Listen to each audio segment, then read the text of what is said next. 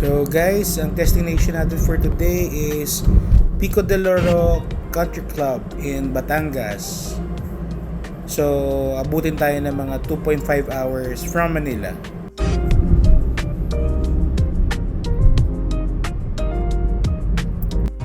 Sobrang secure dito. Bale, dadaan ka muna sa guardhouse nila and then bibigay mo yung ID mo for reference before ka nila papasukin sa loob.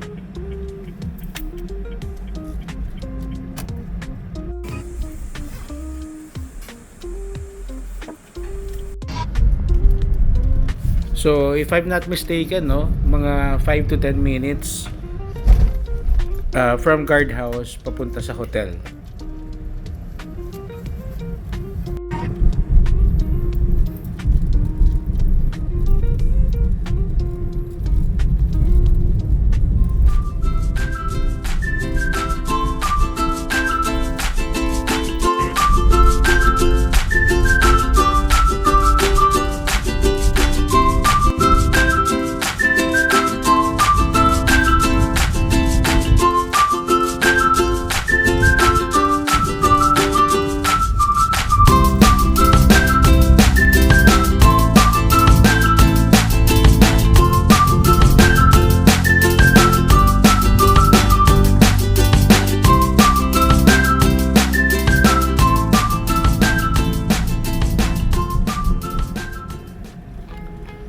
So ito guys, no, dadaanan mo rin yung mga residential units going to the hotel. So ang alam ko, yung iba dito pinapa-Airbnb eh. So pwede nyo na lang i-check siguro. Mamaya papakita ko rin sa inyo, let's say big group kayo pupunta dito. Maganda kasi merong basketball court, may table tennis, may tennis, meron ding mga playroom for kids. So marami dito magagawa guys. So nandito na tayo sa lobby ngayon ng hotel. So nagka-check-in lang tayo, tapos akit tayo for room tour naman. So ganito yung itsura ng mga rooms nila outside.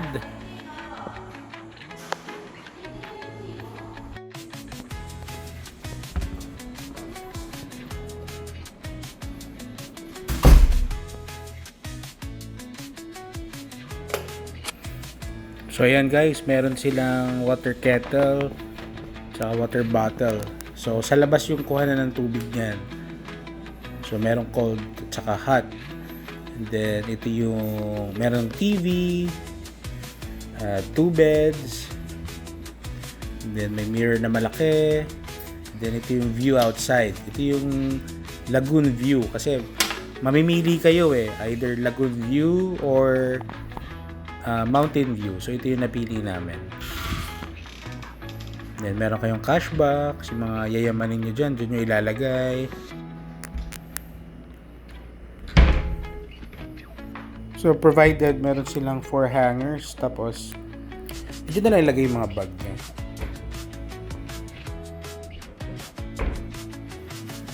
Tapos ano pa ba? Ito, dito naman tayo sa restroom. So, nandito sa labas yung switch ng lights ng restroom.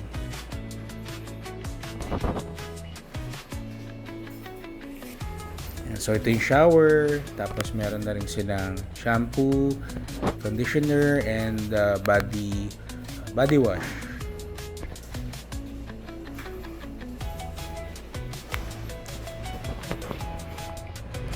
Ayan guys. So, ito naman yung sink nila. May provide sila ng 2 towels. So, meron din silang mga dental kit. Kompleto sila. Tapos syempre yung favorite part natin, yung toilet nila, may bidet. So yun nga, no, bumaba muna kami. So ito yung view naman sa kabilang side, malapit sa lagoon. Tapos ito naman yung view sa room. So guys, ganito makikita nyo pag gising nyo ng umaga, no? Ito yung side ng lagoon. Ayan, nakita nyo na may lagoon, no? Yan yung side nya. Talaga marerelax kayo dito guys, Pico del Oro. Experience natin to. Bye. Thank you. So ito naman yung day view ng swimming pool. Pero later after namin mag-beach, saka kami mag-swimming. Ito guys, doon natin yung mga activities na pwede natin puntahan pa dito.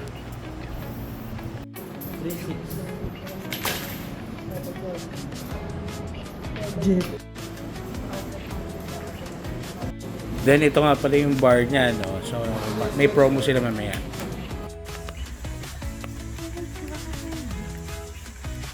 Ganito pag mabagal yung shuttle, 10 minutes pa daw. So walking muna tayo guys. Okay, sightseeing natin habang nagwa-walk tayo.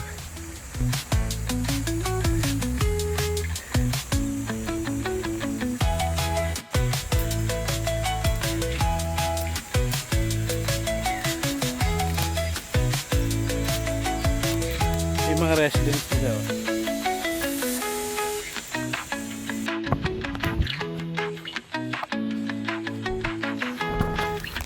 So yung dulo nun, doon tayo mag-swimming.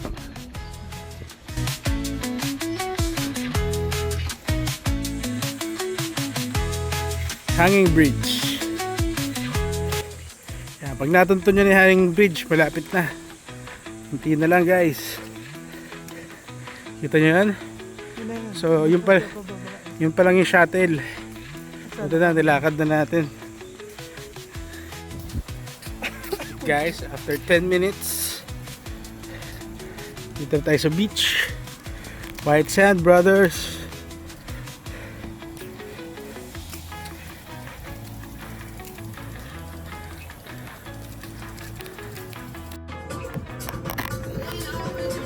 Bibi. Video yan.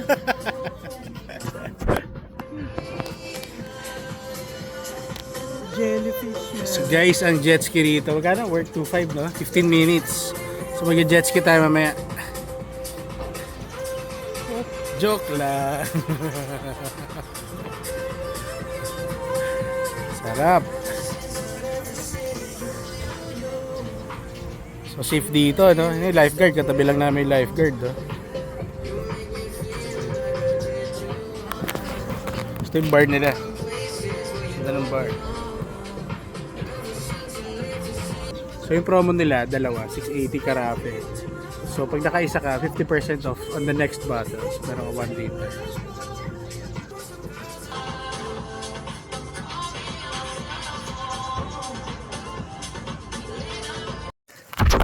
So tapos na kami mag-swimming guys. So ito yung itsura niya pag gabi. Yun. Daming ilaw. So tapos pinaalis na rin ng lifeguard. Siguro mga 6 PM lang, hanggang 6 PM lang tayo. So papunta na ulit tayo dun sa kaninang dinaanan natin. Okay, see you. May buy one take one mamaya. Liquor, bye bye.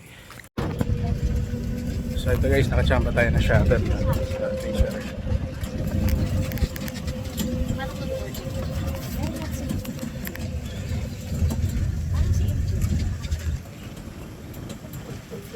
Ang kagandaan dito guys, no, daming shuttle after nyo maligo sa beach. So transfer naman kayo from beach to your hotel.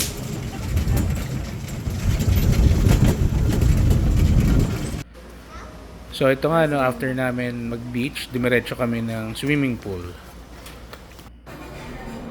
And then ito guys, kumain muna kami ng dinner, gutom na kami.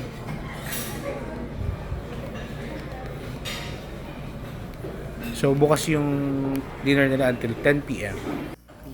Tapos yung for every dinner, iba't iba rin yung cuisine. Merong Italian, merong Mexican. Yung kanina Mexican eh. Ito I think Italian yata ito. So iba-iba siya. Galing. Tapos ito yung bar niya. So merong promo buy one take one, 320 pesos. Morning guys. So ito breakfast muna tayo. So merong garlic rice, baked beans, corned beef, pork tocino, orange juice, water, mango juice, tapos meron din sila mga dried fish. Sarap nung vinegar nila. Ayan, no? Perfect talaga for breakfast. Then meron din sila mga cereals. Merong milk. So papa-assist ka lang kung wala na. Then may champurrado, may mga congee, tapos complete sa condiments. Dito naman pwede ka magpagawa ng kung anong gusto mong egg. So, kung sunny side up or whatever. So pwede kang kumain sa loob or sa labas din. Saan prefer mo? Then ito nga, no, favorite natin yung cereals.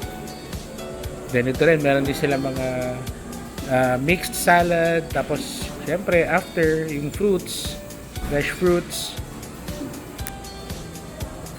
Then ito guys, after mo kumain, pwede ka rin magpa spa.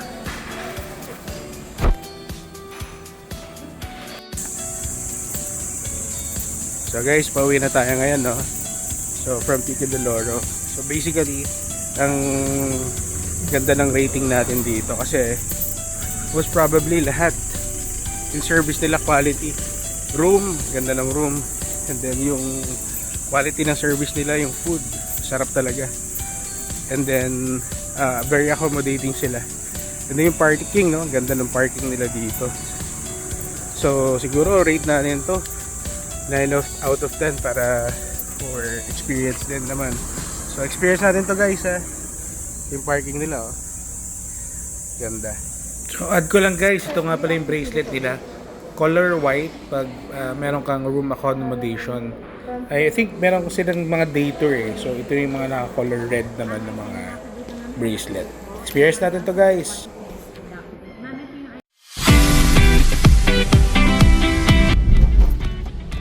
Guys, may experience natin yung twisties dito. So pupunta kasi tayo ngayon ng MOA. So dito tayo dumaan. Ang ganda ng daan, no? So ingat lang, ha, kasi sobrang twisties daw dito.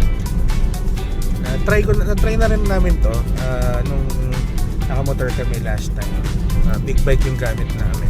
Pero yun nga, may mga daan kasi na ginagawa pa. So under construction. So kaya ingat-ingat lang. And then medyo makitid yung daan, no? Mapapansin mo. Hindi siya yung talagang pang banking. So yun, ingat lang guys. Experience natin to. So pakita ko rin yung mga twisties later.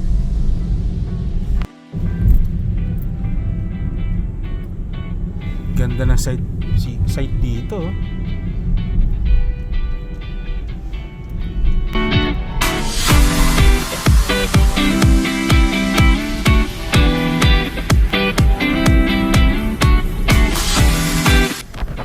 So ganito guys, so ito yung mga sinasabi ko na ingat kayo kasi maraming daan na meron nakalagay na slow down, tapos yung iba ginagawa pa under construction. So dito guys, may mga monkeys din dito. So usually pinagbabawalan talaga magpakain yung mga unggoy. Pero yun nga, yung mga gusto pa din magpakain. So yun. Yan, oh, kita nyo, oh. Ganda ng panahon. So hindi lang naman mga motor guys, pati mga bike dito rin pupunta sila. So yan, test their skill. Ganda. So two-way to guys, pwedeng galing ka ng Tagaytay, papunta ka ng Kabyang, or galing ka naman ng Bacoor, pwede rin pupunta ka ng Kabyang. So, depende sa'yo. Pwede nyo naman i-Waze or Google Maps. Okay. So guys, pasok na tayo ng Kabyang Tunnel.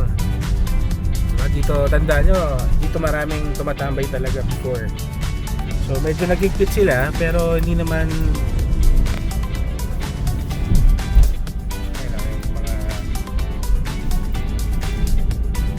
Pasensya na, medyo madumi yung